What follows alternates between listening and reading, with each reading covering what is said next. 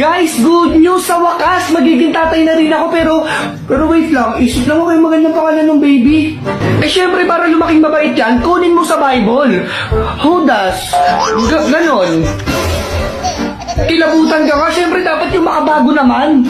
What if modern science? Para ikaw yung magiging father of modern science. Mag-isip ka ba, dapat yung tulog Pilipinong-Pilipino. Ay, ba't di na lang Cardo para mahaba buhay? Pwede naman, kaso nga lang paano kung babae? Goldilocks! Tapos kapag nag-birthday siya, bilan mo ng cake sa red ribbon tapos ipalagay mo, Happy Birthday, Goldilocks! Am I joke to you? Paano na lang kung maging kambal? Popol and Kupa? O kaya, Popoy and Basha? Ano bang suggestion yun? Mag-isip pa nga kayo, dapat yung unique. Toothpaste!